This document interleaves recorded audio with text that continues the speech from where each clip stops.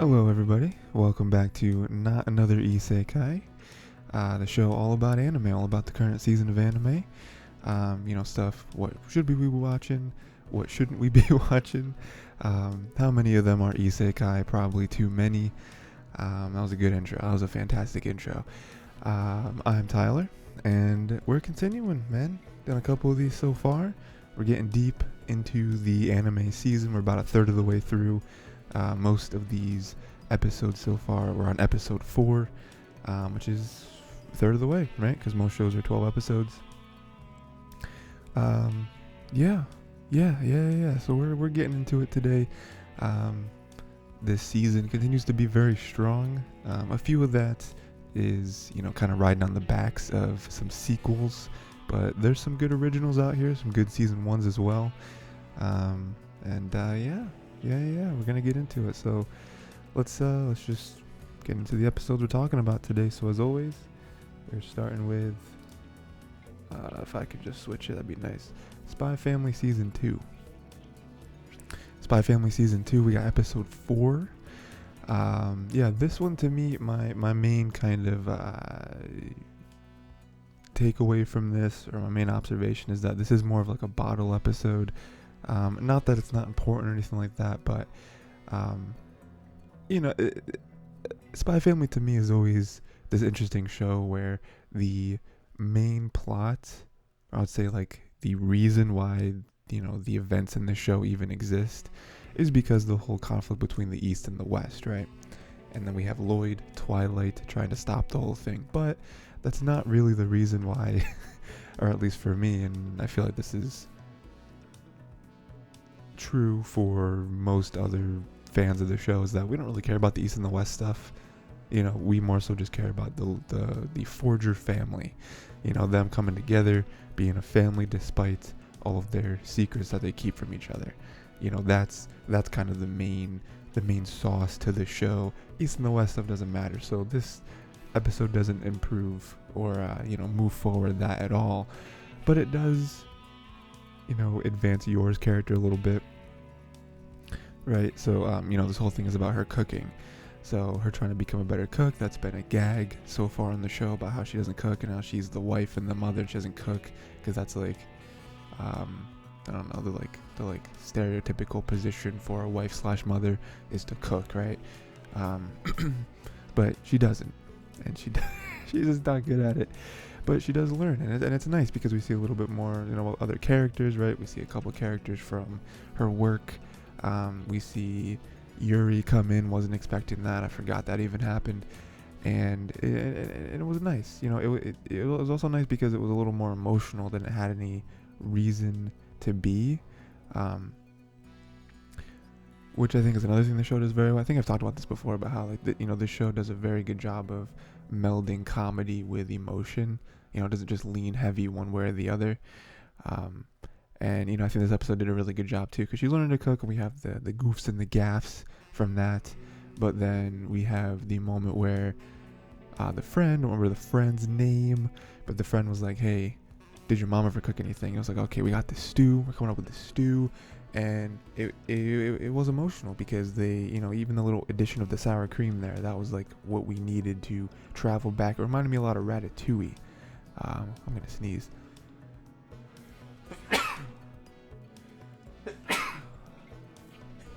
Oh God.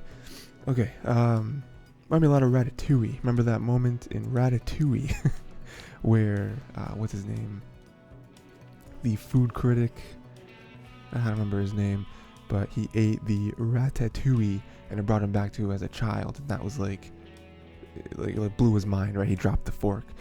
And so that's kind of what happened here, where it's, she had a reason to want to cook, but now she has like a connection to it. She has something where she can visualize the outcome, whereas before she didn't. She was just like, I want to be a good cook, which is fair.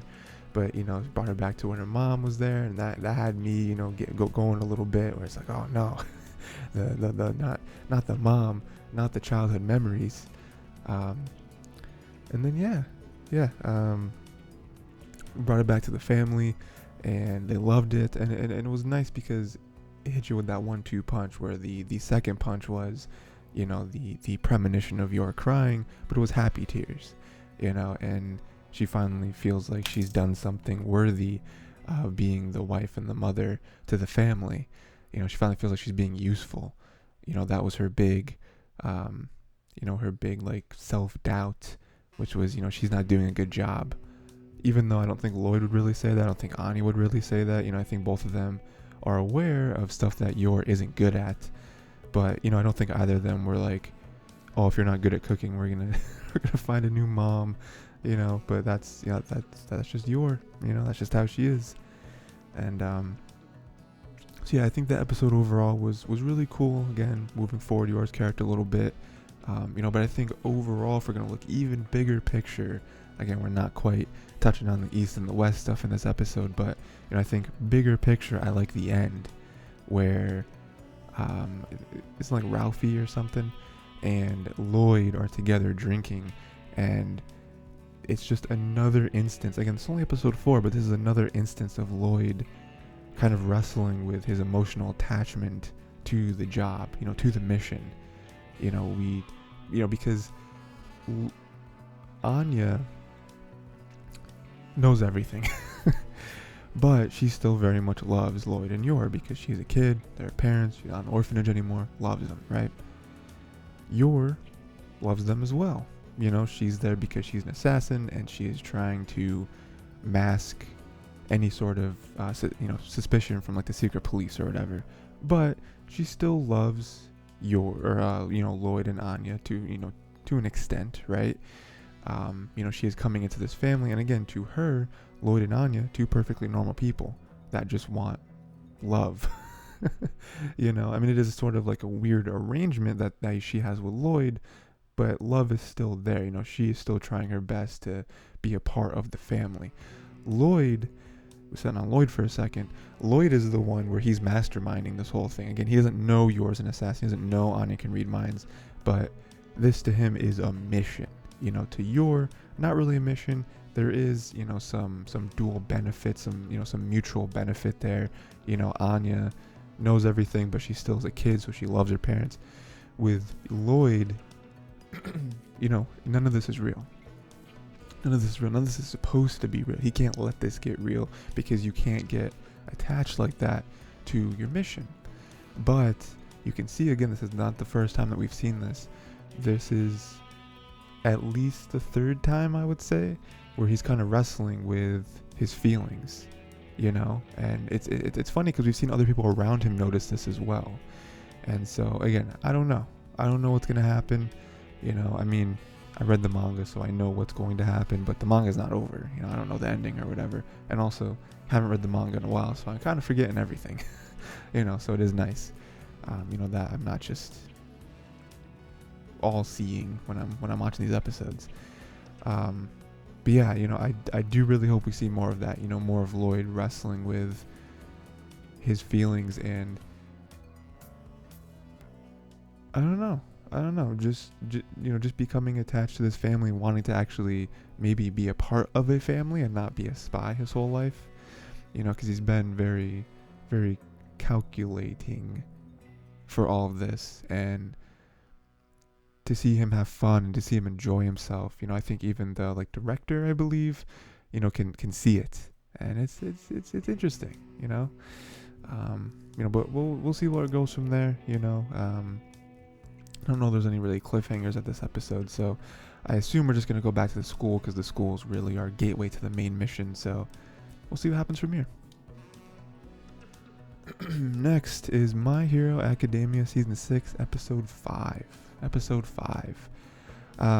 This was a banger. This was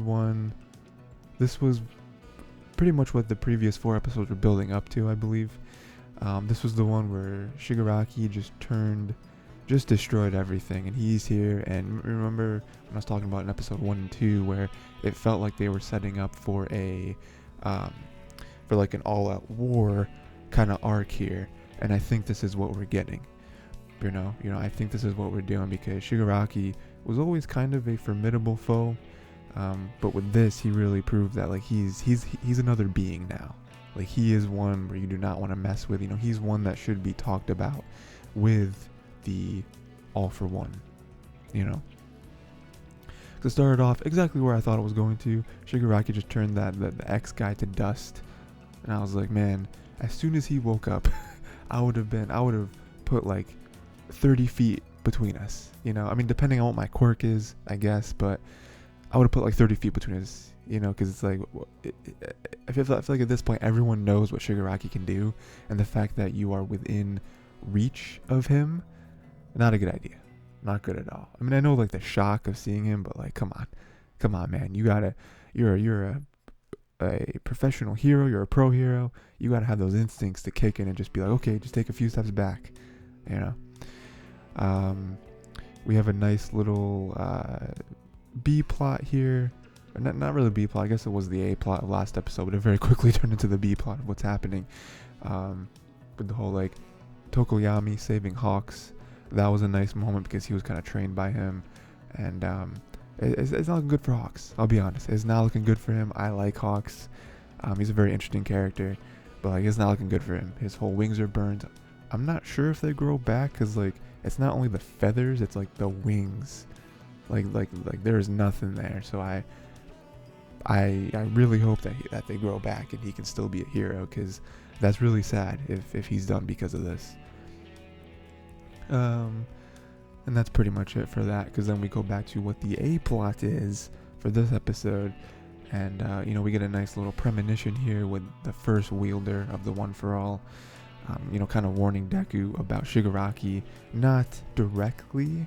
He doesn't say Shigaraki, but it is like there's some man there is a human who has ascended, and he is a problem. He is an issue. We need to deal with him, and it's Shigaraki, you know.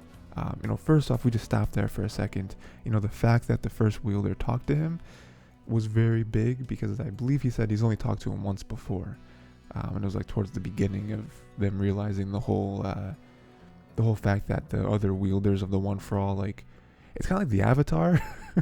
That's the thing I equate it to, where it's like, in Aang from Avatar: Last Airbender, he can like spiritually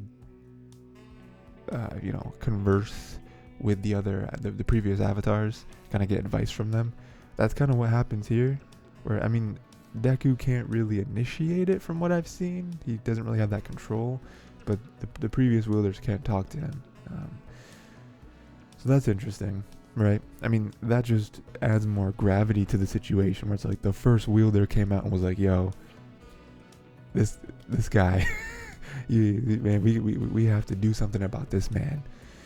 And then Shigaraki basically dropped a nuke on everything, you know, and it was sad, like the music and like just like the dire attitude, all the pro heroes just running away, like booking it as fast as they possibly can, people dying left and right, like heroes that I don't really recognize too much. I mean, that's because they have a million characters, but like those just like turning to dust, it's like that was big. like you know, this is not just like some small like mid-season type whatever. Like, he killed a lot of people just now, like a lot of people. You know, and also the whole narration with like, oh, you heroes have been planning for so long for this day, because you guys thought you had one up on us. You guys had your little formations, you know, trying to interconnect each other's powers, each other's duties, and it's done. It's done. I am here. I am ready. You took me out early, but I'm still too powerful for y'all. And that's how it is. You know, it ends with Shigaraki, who has plans for Makia, the big beast man. And I'm afraid, honestly. I'm a little afraid, you know. Shigaraki to me was always a character that was scary, because like his quirk is just, hey, I touch anything, I can make it turn to dust. And that's like, even people, like that's, I never liked that. Was never a fan of that. Wanted this man to just be taken out permanently. And now he's here, and now he just has an immense level of power that you know, he just touches the ground, and it literally is it's like a bomb. It's like a bomb of just power that goes out. And if you get hit in the wave, you're turned into dust. You are out of here. You're just wiped from the planet, you know? And, you know, we saw some people try to fight it. We saw Deku try to use his power, but it's not a regular, like, shockwave. You know, we saw Todoroki try to do, like, an ice wall. That didn't do anything. You know, it's tough, you know? And it kind of ends there with Shigaraki doing that. Talking about Makia and talking about the little darts that neutralize powers, at least temporarily. So this right here, episode 5, I don't know how many episodes are in the season. I don't know if it's a single core or a dual core season. I don't remember. I could easily look it up, but it's not important. But like, this is where the season starts. You know, up until this point, we've had the plan. We've had the planner for the day, trying to go back and forth, getting some backstory, certain characters, infiltration. But as of right now, this is where it starts. This is where we see where the season is going and the stakes, because heroes gotta pick it up. Because with a quirk that powerful, they have to have a plan.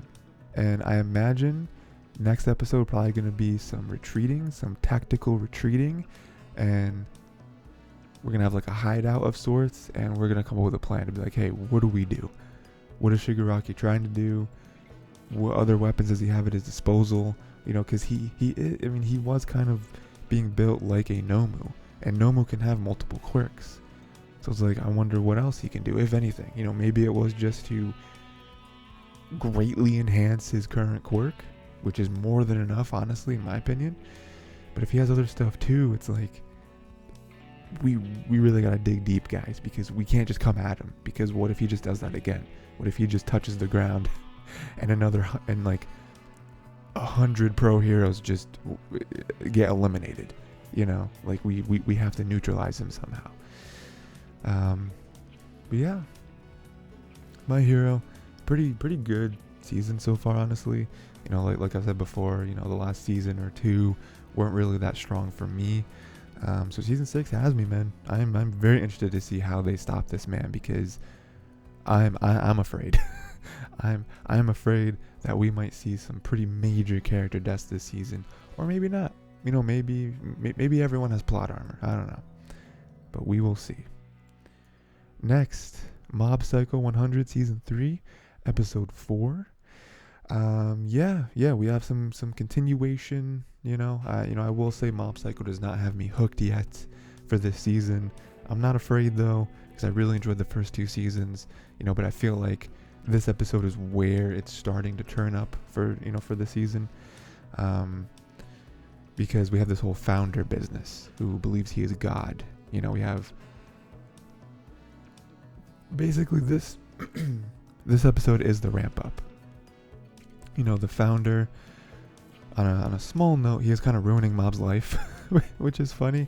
You know, because everyone is just kind of, you know, all of his friends and stuff are kind of paying more attention to this, like the like helmet religion. What is it, like helmet hair or something? You know, so like forgetting about the plans and stuff that he has with him. But that's because everyone's being brainwashed.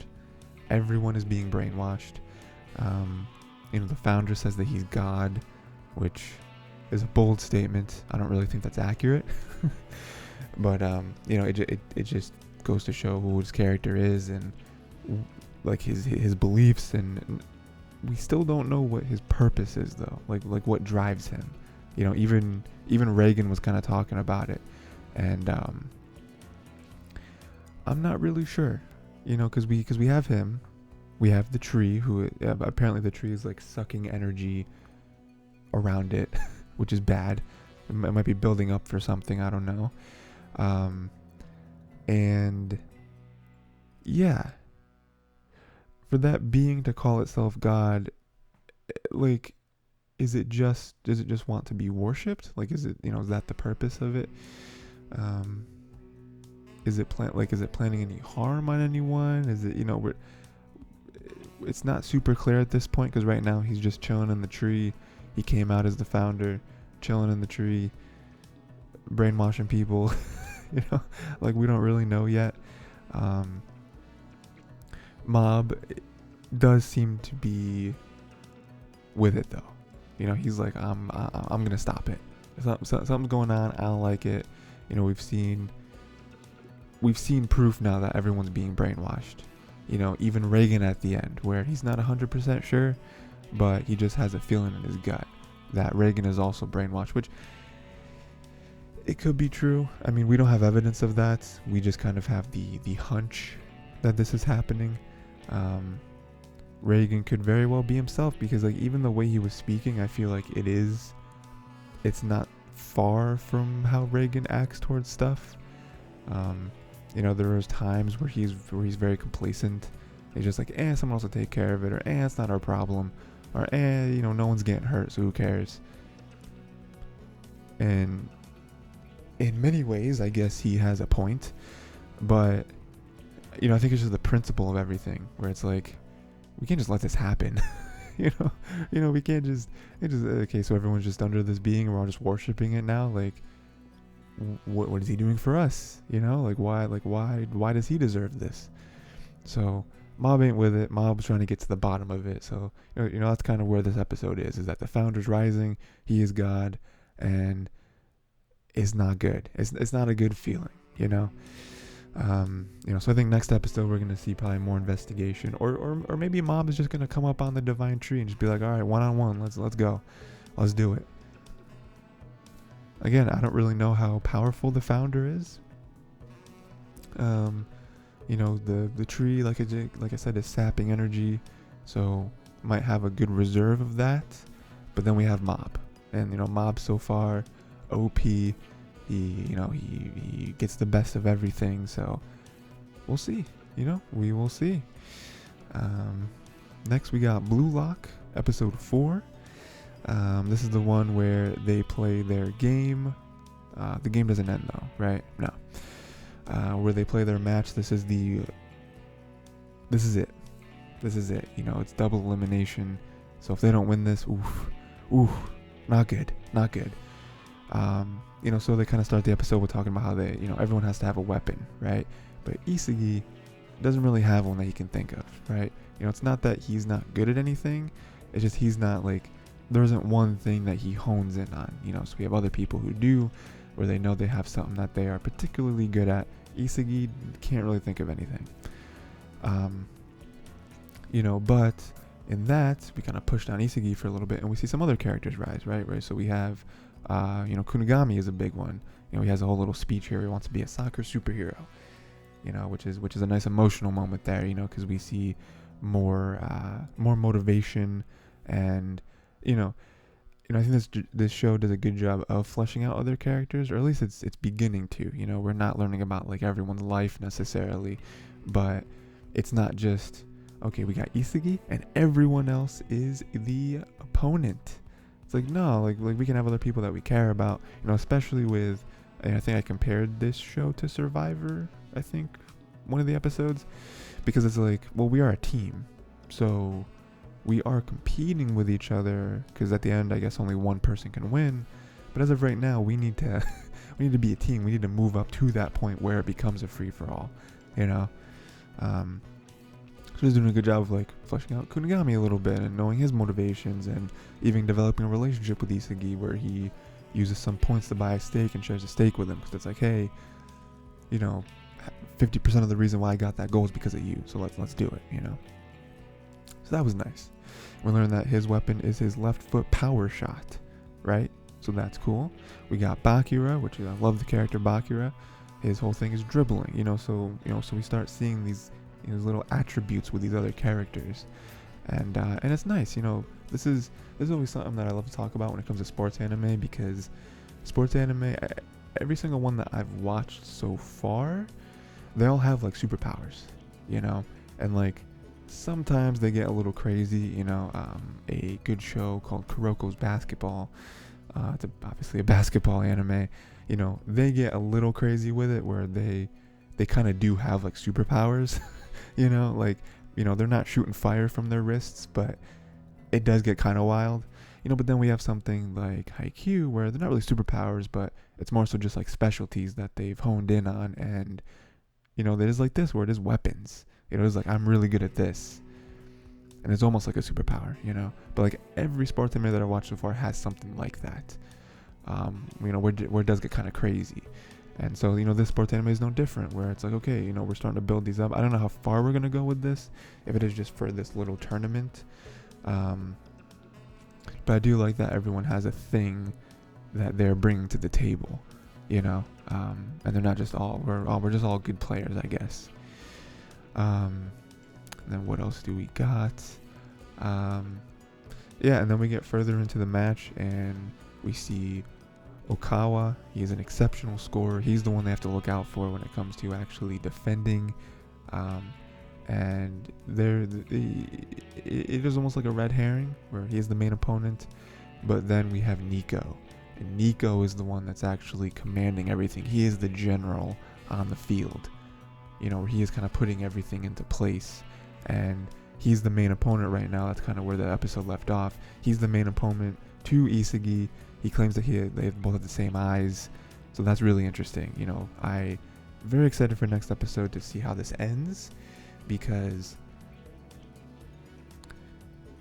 other sports anime I've watched have done this before, where your main character, you have a perfect match, a perfect rival for the main character in that match or in that game, and it's like, ooh, how is the main character going to get out of this? You know, I'm not going to spoil their anime, but with Isagi, I'm not sure, you know, because, you know, Nico, you know, because you know, Isagi read the play, the monster awoke in him a little bit. He read the play, got the ball in his chest, tried to shoot the ball, missed, and then, what's his name?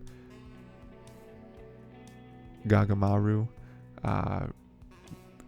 risked his life for that goal.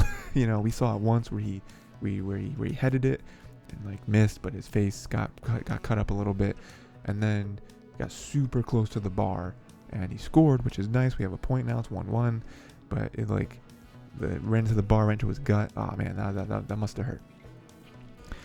But you know, with that, all the, you know, the plan is kind of out in the open now. It's like, okay, can we still, you know, it's kind of two prongs to it, right? Where it's one, can we stop Nico? You know, because he claims they have the same eyes, maybe even the same power or whatever. I'm not super convinced of that. You know, I'm not convinced that you know, Isagi and Nico are the same. You know, I think they are similar probably, you know, but I don't know that, you know, because I feel like Nico's is more like, you know, I feel like Nico's power, oh god, oh, excuse me, sorry about that, losing my mind. Okay, so, you know, I feel like Nico's ability is more so just like sight. You know, his thing is more like being able to see the field and read it very well, and, you know, dump it off to the right person at the right time. I feel like that's Nico's power, where Isagi's is more like, Isagi just has crazy instincts. You know, like, I don't know that it's really, you know, he's real calculating in the games. You know, I feel like it's just more instinct and intuition, where he just kind of sees stuff and he's like, oh no, this is gonna happen, I gotta go over there. You know, or, you know, because even with the last game where he passed to Kunigami and scored, he wasn't really reading anything, like it wasn't really conscious. He just kind of passed it because instinctually his body was like, dump it off to him, he'll score, he has the best chance to score. You know, so I feel like his is more instincts, and Nico's might be more like he's actually consciously thinking about it and hatching a plan, whereas Isagi, you know, the plan just kind of falls in his lap and he's like, okay, I'm gonna do it. So, you know, we'll see which one comes out on top. I mean, personally, kind of just speaking about the whole meta of the show, I mean, Isagi and his team have to win, right? Because if they lose, isn't the whole team eliminated? Like, they all go home? You know, isn't that how it happens? And I imagine the show, again, you know, I don't really like getting into the meta of a show, but like, I mean, the show's 24 episodes. At any point, is Isagi actually going to get eliminated? Because then, like, how does that work? you know, because then like what is the rest of the show? So you imagine Iseki's gonna win, you know. I mean, unless there's more show, unless there's only season 1. You know, I don't know. I have no idea. But yeah, it's gonna be very interesting. You know, I did very much like this episode because it's, you know, they like they made a plan, didn't really work. You know, the key to the plan was Iseki, you know, and as much as many people don't like to admit it, Iseki really is their game changer. Not that no one else on the team is talented. Everyone else on the team, like I said, everyone else on the team has weapons, right?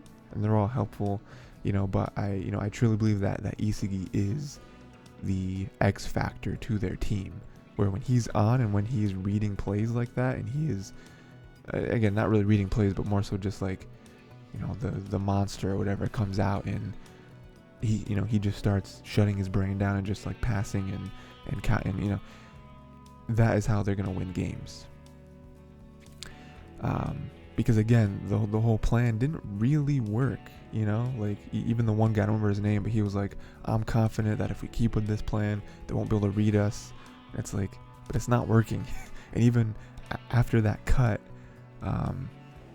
it was like, oh man, this is still not working. Nothing has changed since the first half. It's like, yeah, you have to change it up, you know. You know, clearly their defense is just getting the better of you. Like, you have to do something else. But you know, we'll see what happens next episode. I'm very excited for it. Next, we got the Eminence in Shadow,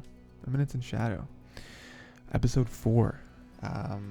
This is a show for me that, you know, like I said last episode, it's kind of all over the place, but I was hoping that episode 4 was going to kind of bring it together, and still a lot of questions, but you know, I do think it's kind of starting to settle down a little bit. You know, because like, you know, questions are good. You know, if I had no questions on episode 4, that would mean the show was boring, and the rest of the episodes couldn't possibly hold my interest. But you know, I do think it's settling down a little bit, where we are starting to see some like crazy stuff happen. Some characters are returning. Some questions that are definitely going to lead the rest of the season are popping up. This is a 20 episode show as well, so that's something that I didn't know, but it does make sense with kind of how slow it's going and how many pieces they're introducing for it to be 20 episodes. I think that explains a lot. So we have a very uncomfortable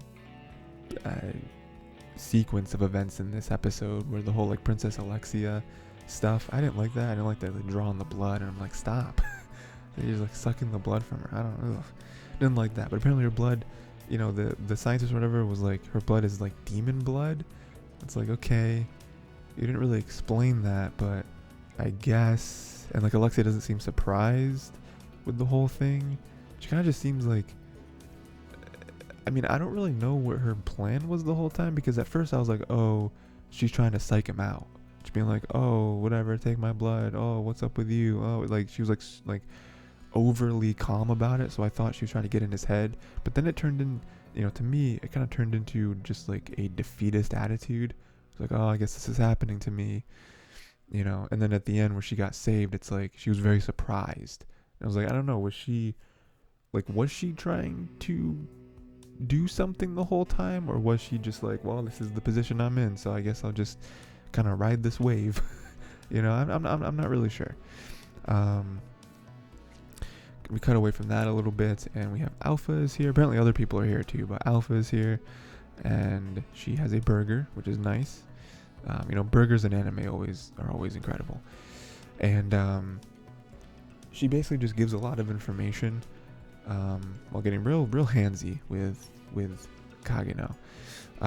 But she just dumps off a lot of information, you know, one of it being that the cult got to the Night Order, and they're the ones who kidnapped Alexia. So it's like, there's a huge, I guess, revelation there. I mean, I don't know, maybe people who are smarter than me already caught on to that, but that's just like, oh, they're tainted, huh? Interesting. You know? But you know, I do like that, because, you know, with Alpha being there and like Beta, Delta, all the people that they're saying are here now, We are getting more into the whole eminence thing, right? Because again, his whole plan is that he's trying to be a background character, but rise to the title of Eminence in Shadow like he used to be. And so, I do like that all these pieces are still being built up a little bit, but they are coming together at the same time. Where these characters are coming back to this world, and even like it's funny because like Alpha had some comments here where she just doesn't quite understand why he's doing it like this, and he's like, oh, but she's like, oh, you could be doing this or that, or you could do this so much easier, quicker, or better, or whatever, and he's just like, this is what it is. This is what I gotta do. But all these people being here, because that is the interesting aspect to the show, is that he has already done this. He's already super crazy powerful. Even when he was getting interrogated, like none of it really fazed him, but he had to put on an act. And even after that, he was like, yeah, I could heal all my wounds instantly. But that's not a very background character thing to do. And that whole balancing act that he has, I think, is what's keeping the show interesting. Because I don't know. Because I don't quite know what the goal is. Like I know it's to rise to the rank again, but I don't know what that realistically looks like for him. I mean, the end of the show does end with Kageno is here to save Alexia, because Alexia did get saved because the scientist, he like revived the demon thing, but the demon killed him and then saved Alexia. He has a little bit of understanding there, because every so often you would see the demon kind of look over to Alexia, and it felt like he was like, yeah, the scientist is being a real jerk, huh? Taking all the blood and stuff, torturing this poor girl. So there's some understanding there, so that's interesting. I don't know what the demon's going to do now. Still a demon, still going to cause destruction possibly, I don't know. But, Kageno is here to save Alexia, so that's nice, because Alexia kind of overstepped a little bit, not quite the sword master to face off against the future knight or whatever. So that's great. But Kageno is here. He has his power. I mean, I'm sure he's gonna just like destroy this fool. I'm sure of it. But it's like, what? I don't know. Like I said, that is what keeps the show interesting for me, because it is just an OP character that is trying to not be OP and trying to just go through life, trying to rise organically, and then we have moments like this where he does kind of have to show out, and then he does have his squad here that normally isn't here to show out, and like that, that bouncing back and forth, at some point I think it's going to all coalesce, I think it's going to. I just don't know when the moment is. But yeah, we'll see. We'll see. The show, there are some points where I'm like, but for the most part, I think the concept is still entertaining, and there are still questions. I've already gone over them, but I do still have questions about where this is going and how these characters interact with each other, and with Kageno and Princess Alexia, and then the Princess Iris, I think, is the older sister, and then we have like Sidu or something. What was Kageno's sister's name? We have her coming in, so it's like at some point I think all of these lines are going to cross, and I can't wait for it, because it's gonna be great. So yeah. Next, More Than a Married Couple But Not Lovers, episode 3. Yeah, again, just a nice show. Very, very popcorn. We're just kind of seeing the relationship grow in a way that is utterly predictable at this point. 3 episodes in, I feel like everyone can guess what is going to happen, or at least narrow it down, right? Akari making moves, always the one that seems to be making way more moves and thinking about the test more than Jiro does. Trying to make his lunches now. She keeps getting on it because she's like, no, I need detailed description as to what you like, because I need to know. I need feedback, and Jiro's just not good at doing that. Akari is very disheartened after seeing Shiori's food, because it's like her coming up with homemade lunches to a picnic, and it's like, the food looks really good, and the effort and like the intent behind the effort, because we know that Akari, if she hasn't fully fallen in love yet, she is falling in love with Jiro.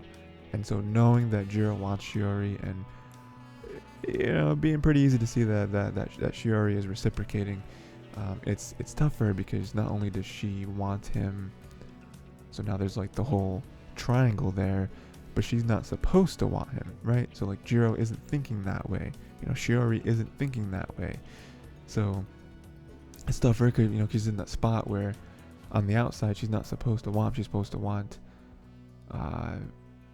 Tenin or something. What was the dude's name? Tenmei or something. I don't remember his name, but she's supposed to want him, but on the inside she doesn't. She really doesn't anymore. So it's tough, and then we have a very intense scene where it's where she asks, have you thought about doing these things with me? And she's kind of teased him like this before, but it never goes anywhere, and that's not any different from this time either, where Jiro, not only being nervous himself, and being inexperienced, but also he had a very keen eye, and he, just being around her enough, he is, Jiro is way more considerate and way more perceptive than I think people give him credit for, because he quickly noticed how nervous and uncertain that she was, that she was doing it probably for optics, probably for the test, but also the whole like clashing of her own feelings, because like I said, she likes him, and she, I'm sure, would want to do stuff like that with him, but the uncertainty and the nervousness is like, I'm not really supposed to like him, and I don't really know how he feels about me, and to make the wrong move, then that kind of explodes everything. So it's tough there. It's tough. And but then on Jiro's end, it's like, I'm sure he wanted to, right? I'm sure he wanted to go all the way there, but he's way too considerate to do stuff like that, especially with what he noticed there. And then we get it further where, we have the whole apology scene, and Akari did not want to hear about Jiro's fantasies.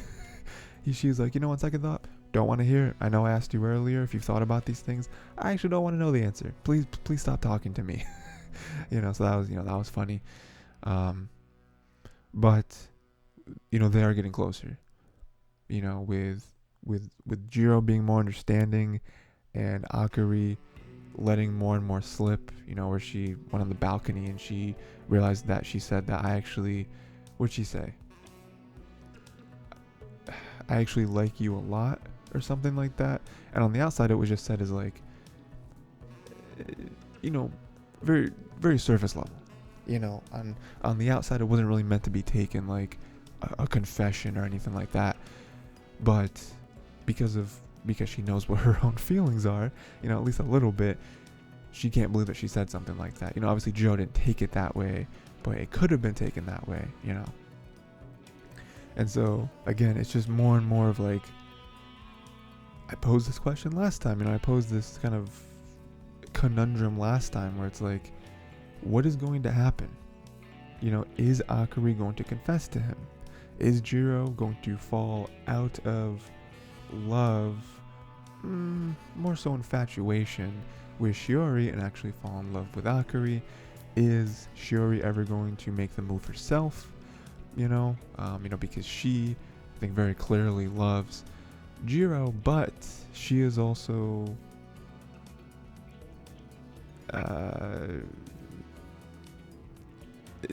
she also notices that, at least from the outside, how well Akari and Jiro are doing. So in her mind, she has this little thought too of like, wait, do they really like each other? Because from her perspective, it could be maybe sort of how Akari feels, where, Akari likes Jiro, but, again, there's the part where she's not really supposed to like him. She does really like the other guy. But the other part of it is that she knows that Jiro's going after Shiori. So in her mind, she's like, I can't just, I can't just go in, I have to, because her plan is to like but like get to the point where Jiro likes her back, like definitively, so that she can be like, okay, I know he likes me now, so I'm gonna go. But that could also be how Shiori feels, because Shiori doesn't know that Jiro wants to be with her. I mean, I'm sure I don't believe her to be an idiot, so I'm sure she's at least a little bit perceptive and is able to see, okay, maybe some feelings here and there, whatever. But again, she also sees how well that their marriage, quote unquote, is doing. She's like, oh man, does Jiro like Akari? Does Jiro prefer someone like Akari? Like, is what I feel not going to be reciprocated? Is this just friends? So it's tough. It is tough because it's basically three people who like someone but aren't sure if they like them back, so they're all just kind of like stagnant,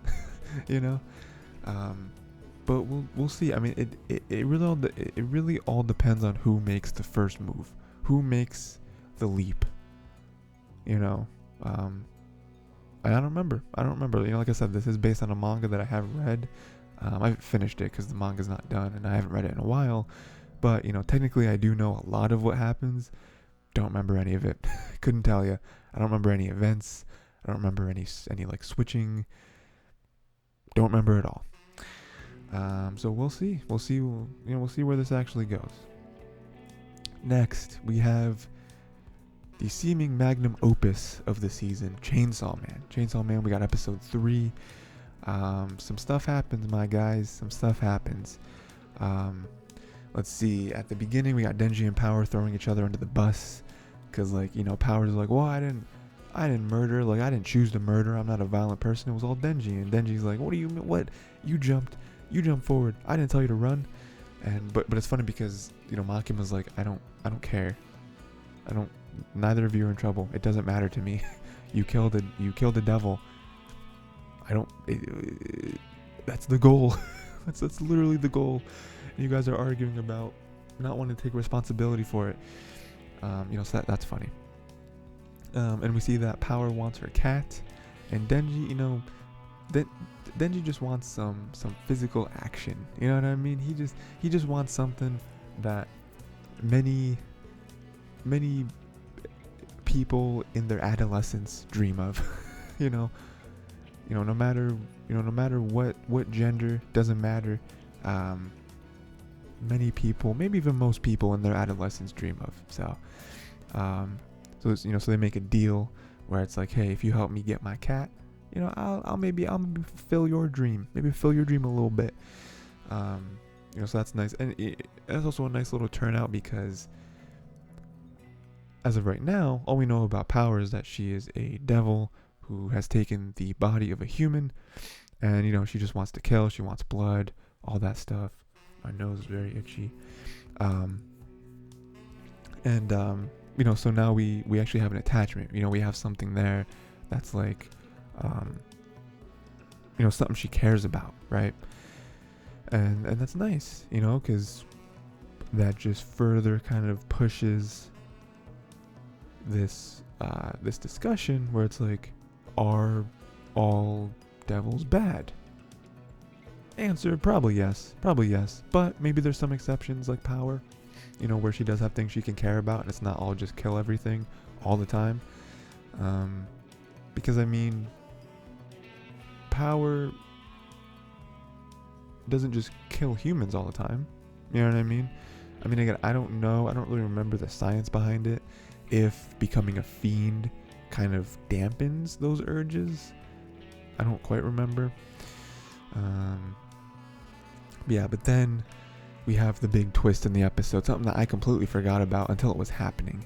I was like, oh right, she turns on him, right? Because Power gave Denji to the Bat Devil because it was like, hey, Bat Devil way back when stole the cat from her and was like, hey, give me a human and I'll give you the cat back. And she's like, gotcha, okay, I'll do it, And again, it just further strengthens the relationship that she has with Meowie, where it's like, there is something I care about. And even though it was like, oh, I'm gonna fatten you up before I eat you, it's like, never happened. That was her, what she said, but probably wouldn't have happened. So, the twist there is great. I mean, even with like Denji kind of being like, hey, shouldn't you, is it safe for you to be this close? Isn't the devil gonna use, the cat as like a shield or something? And she's like, oh yeah, I did say that, didn't I? And then she like side eyes him, and then he side eyes her, and then it's like, oh no, wait, something's wrong. And then she twists and hits him with the hammer while he tries to bring out the hatchet. He's too slow though, just too slow, She like commends him on his instincts, but not quite there, And then what else do we got? Oh yeah, I just didn't really like the moment where the Bat Devil was like squeezing the blood out of Denji.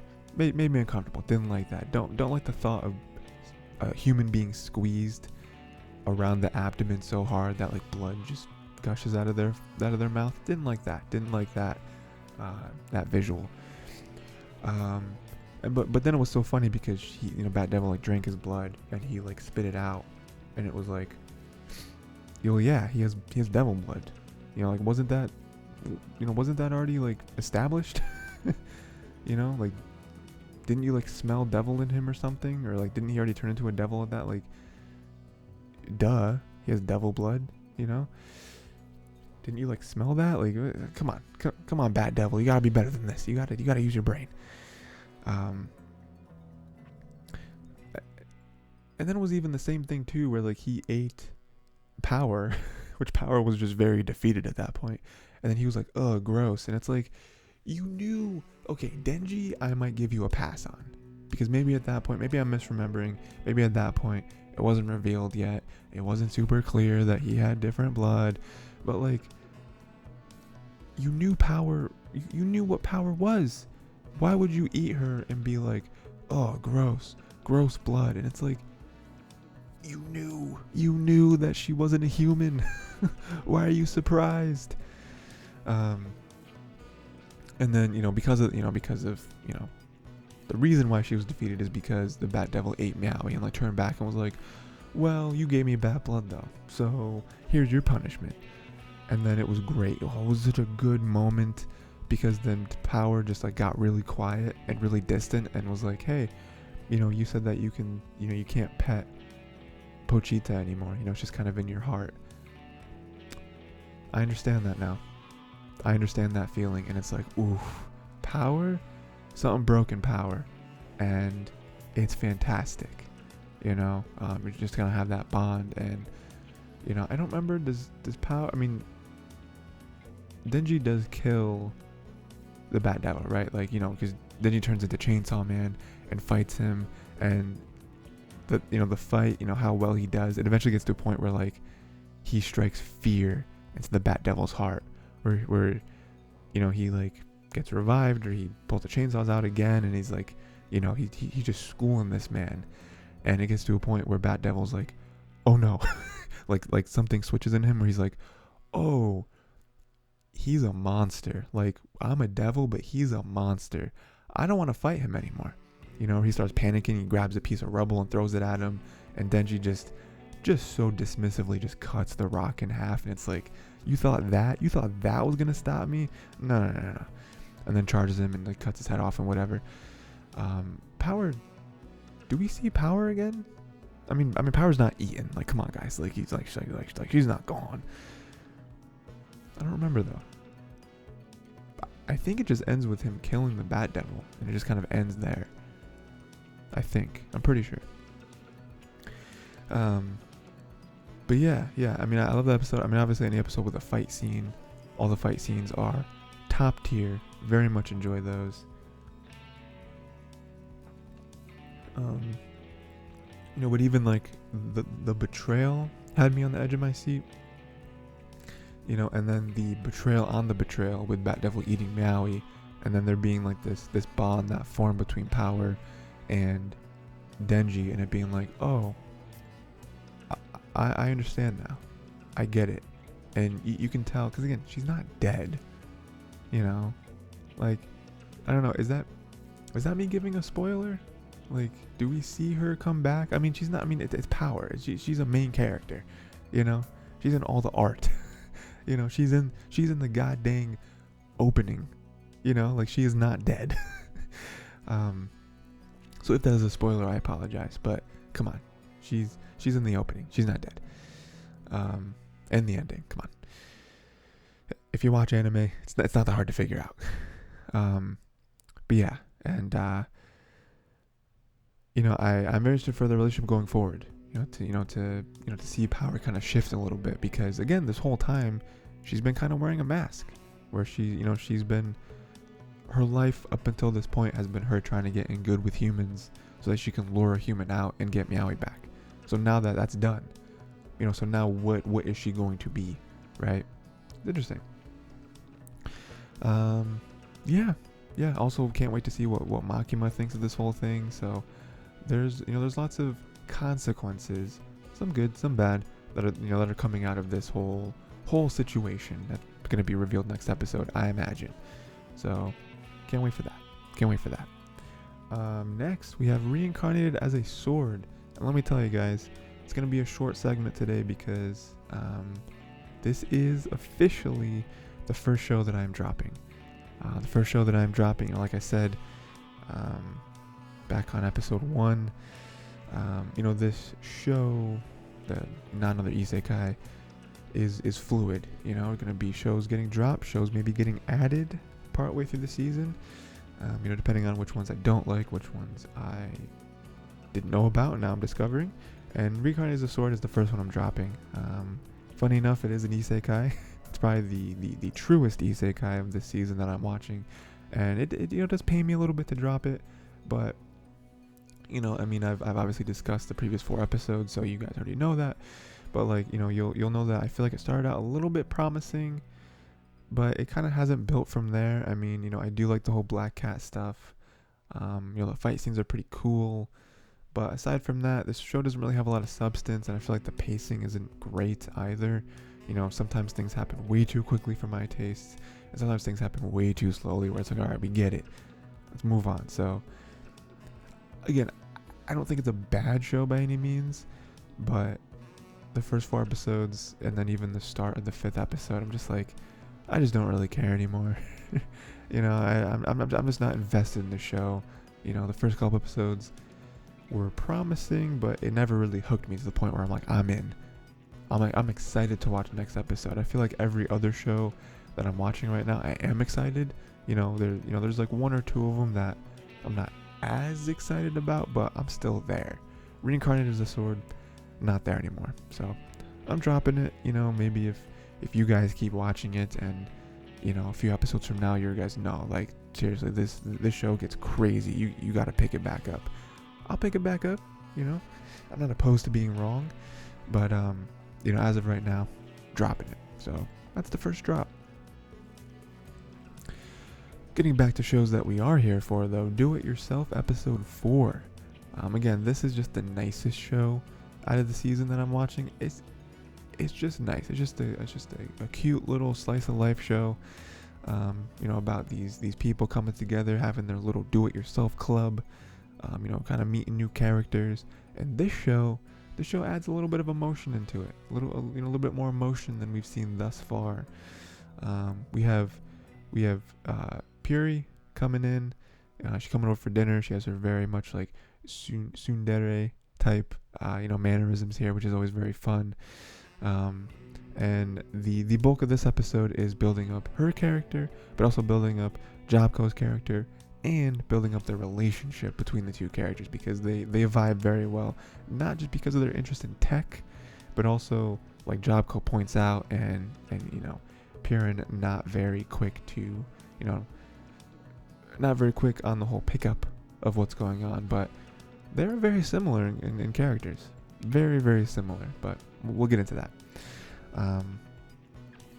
Let's see. Because Jobko is the daughter of a tech CEO, so she gets all the new tech. She's that's why she's very with it, right? And Jobko and Purin, Serafu was talking about how they speak the same language, which is very funny coming from her, because she's very literal, like they speak the same language. But with Jobko and Purin, it's like, yeah, well, they both very into this. They're both into the same types of tech and advancements and all that stuff. You know, they even speak very similarly to Serafu, you know, about like the do-it-yourself club and all that. So, you know, that's very nice. And the catch with this episode, I feel like, is Jobco just kind of moving in, with Purin and just deciding it. And you know, they have a mutual agreement, right? I'm gonna stay here. I'll pay for food and rent and all that stuff. In exchange, you know, because food and rent is apparently not enough. You know, I will give you like all different apps and, you know, technology betas, all that stuff. And she's in, right? But the whole time, you know, it's great. You know, I love it. They're bonding. We have Serafu there helping out as much as she possibly can. You know, we also have Purin, where, again, she very similar to Jobco, where she's like, oh, do-it-yourself is useless. But we see in this whole montage that she's actually really good at like building stuff. And like she helped majorly with building out this little attic area. So it's like, you say that, but if you were at the same school, I think you'd be in a very similar boat as Jobco, where you would join the club as well. Because Jobco was the same thing, where she was like, oh, this is useless, I'm not going to go here, it's dirty and it's moldy and blah blah blah. But she secretly loves it. Oh yeah, so like, you know, aside from all of that, the whole time I was thinking, but like, Purin doesn't live by herself. Her mom lives with her. Like, you can't just decide. Like, also, it's not up to Purin. Like, the mom's gonna come home at some point and be like, why is there a girl living with us? Where does this girl come from? Who is she? What did you do to my house?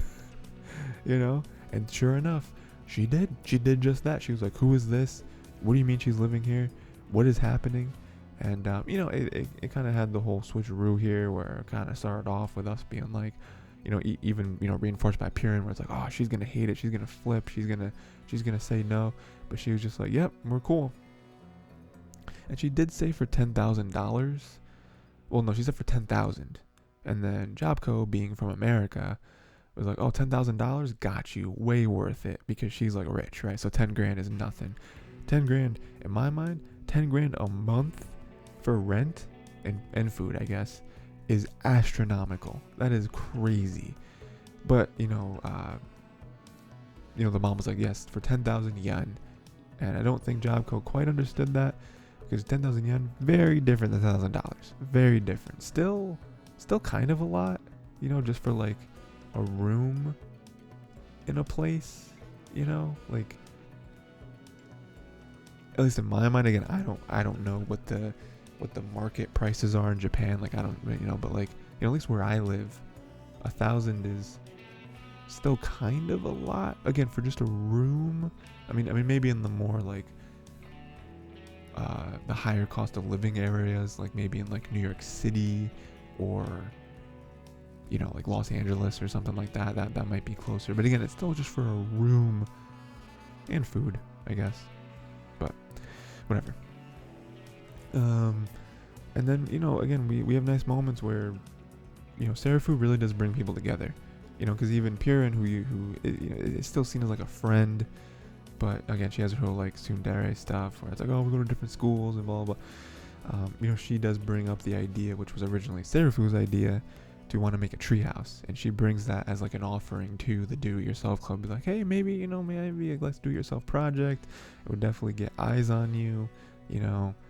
And, you know, because I think the whole time Jobco is seeing the same thing that I was seeing, where it's like, Purin does like this do-it-yourself stuff.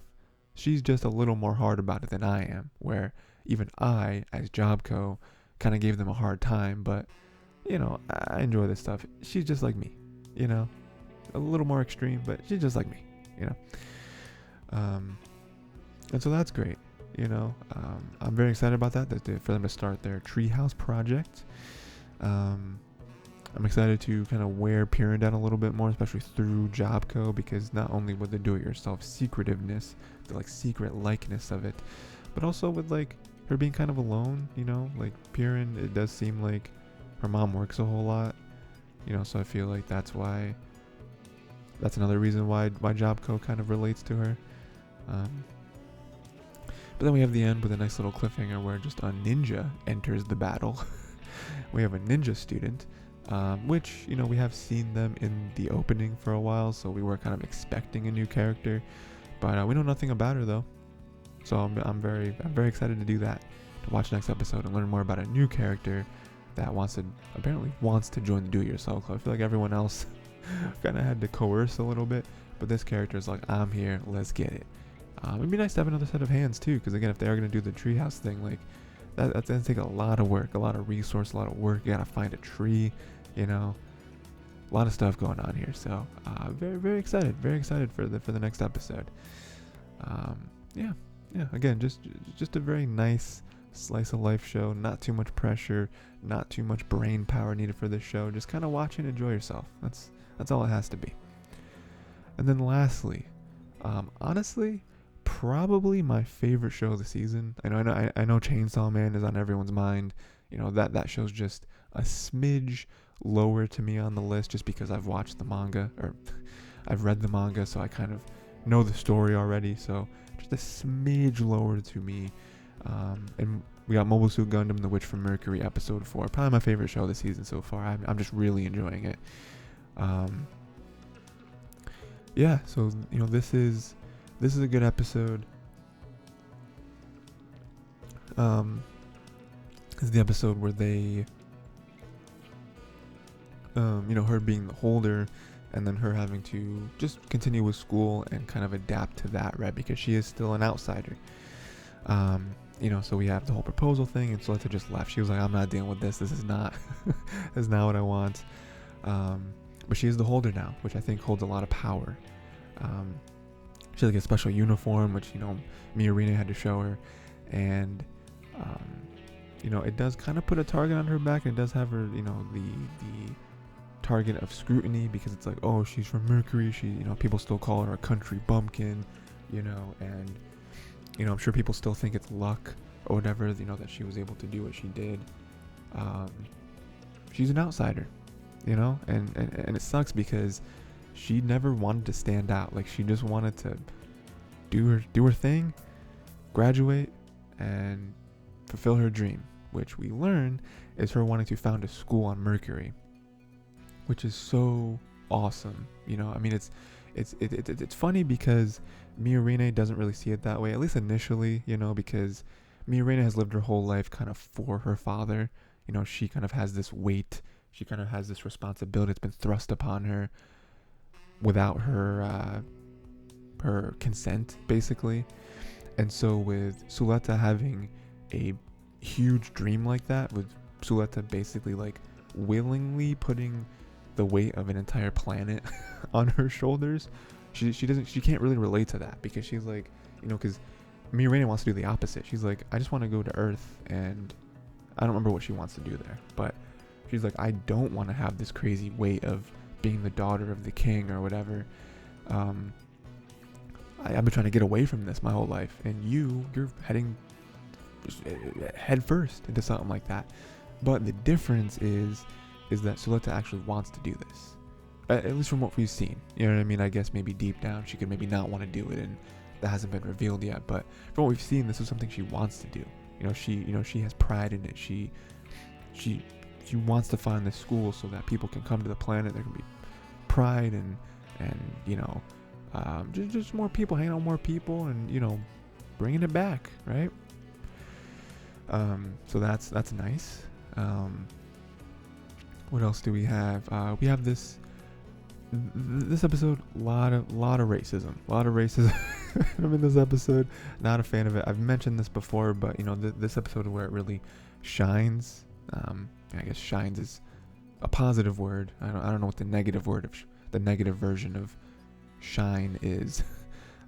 But yeah, because we have these Spatians who are putting on the slow acting mask spray onto Choo-Choo's mobile suit, and that causes her to fail the thing, and they're like, yeah, haha, high five, she failed because of us.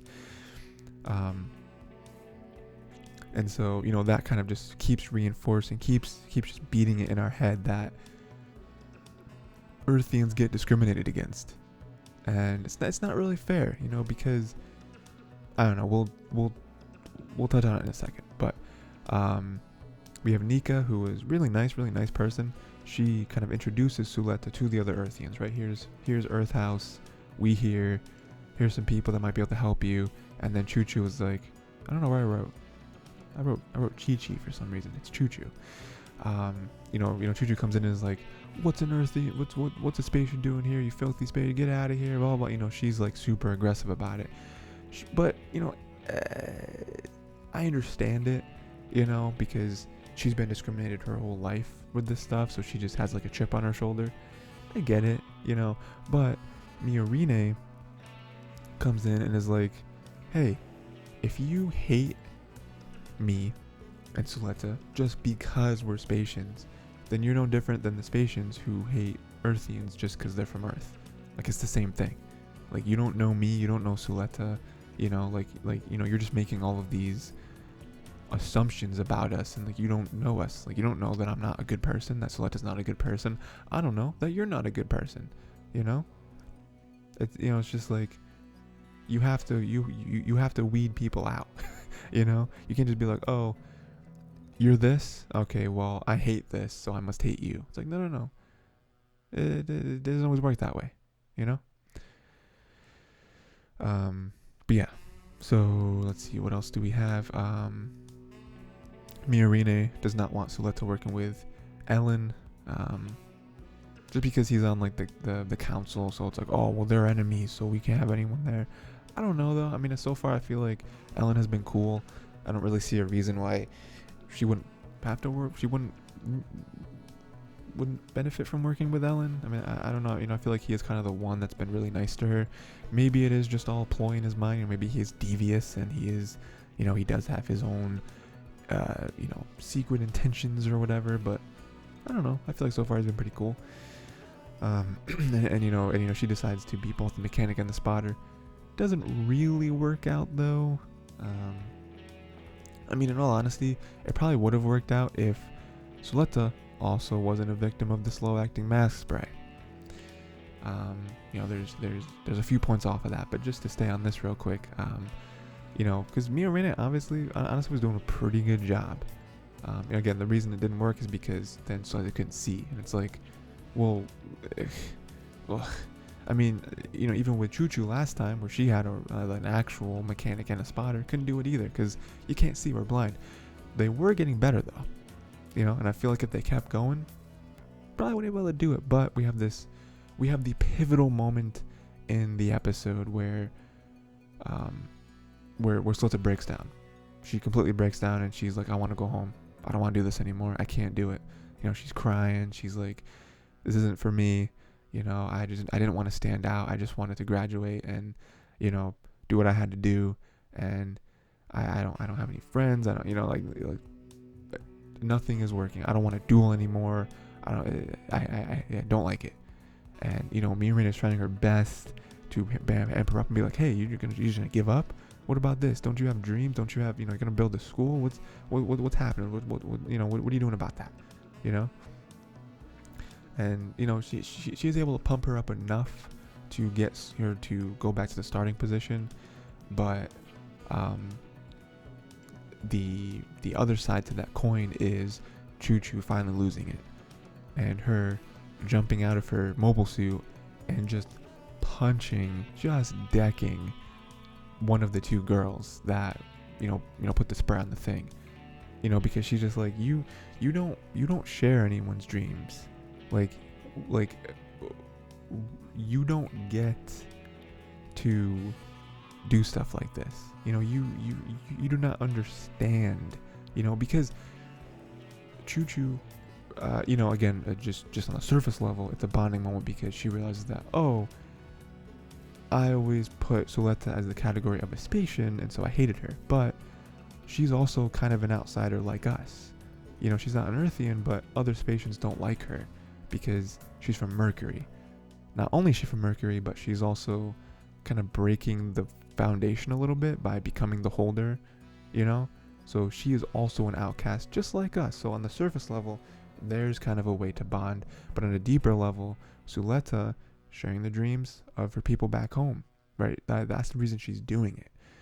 Choo-Choo, same thing. She's sharing the dreams from the people back on Earth. Like, that's the reason she's doing what she's doing.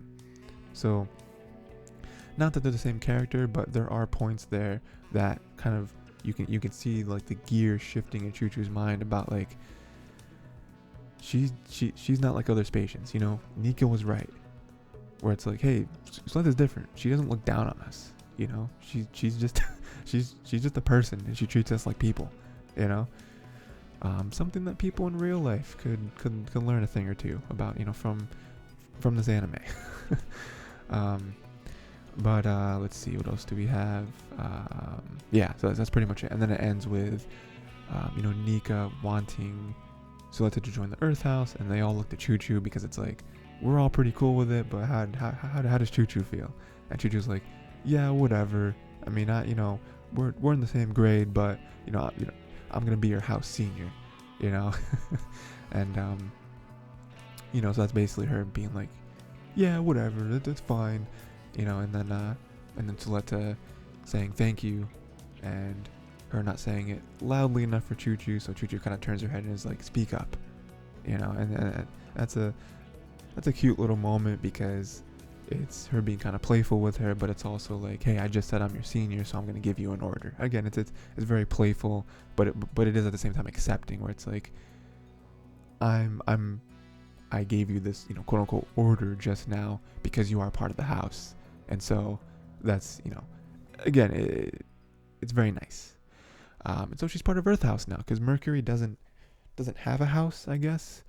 You know, like, there's no one there.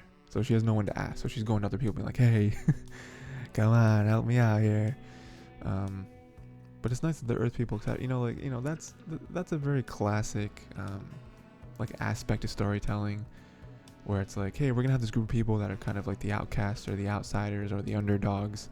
And when they all get together, miracles happen, you know, where they all understand each other because they're not attached from status or from wealth or from birth or whatever. It's like, no, technically they are all Earthians, but we're together because we know what it's like to be in each other's shoes. And so that's why our bond is so heavy, and why we actually have each other's backs. Like, we're not going to turn on each other just for our own personal benefit, you know, like, we actually care about each other. So that's really nice, you know. Again, I love the show, man. It's great, you know, like, throughout the whole episode, I'm just smiling the whole time, like, oh, this show is fantastic, you know. So we'll see what happens with next episode. You know, this closed some stuff up, but also opened some stuff up. You know, it does feel like a nice, I don't want to say transition, because transition makes it sound like nothing of importance happened, but that's completely the opposite. But it does feel like this is the ending of a section of the show, and the beginning of a new section of the show, with, you know, with her joining House Earth. And it's like, okay, now we have a team. We're hopefully going to learn more about these other characters. I love learning about more characters. And yeah, we're going to learn more about the characters. You have some, like, camaraderie, some house camaraderie, and start passing these tests, you know, start killing it, right? So yeah, very excited for episode 5. And that is it. Not another Isekai. I think, again, a very good season still. We dropped one show. Again, I don't ever plan on dropping shows. It just kind of happens. Like I said, there might be another show or two that I end up dropping. I'd say really at this point, the only other show that I am in the vicinity of dropping is Eminence and Shadow, which is funny because that's our other Isekai of the season. But I'm not close. I'm not close to dropping it. You know, it is probably on like the bottom of the totem pole right now. So, but we'll see. You know, again, I'm still enjoying all the shows for the most part. I'd love to hear what your guys' thoughts are on each of these episodes. I'd also love to, like I said, if there's any shows that are airing this season that I should definitely be watching and I'm not, please let me know, because I only know so much. You know, I scour the season and look at all the shows that I want to watch, and these are the ones I came up with. But there's something out there that I don't know. Let me know. You know, always here for that.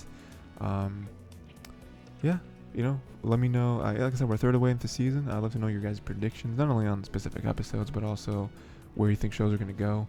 where you think this season is gonna shake out, and yeah, having a good time. I think that's it. Yeah, so excited for all the episodes. Make sure to watch the other episodes for next week. And yeah, that is it. Until next time, gonna do next episode of Not Another Isekai. You can find it on the Tiger T YouTube channel, as well as some other podcast services. And yeah, until next time, make sure to watch more anime.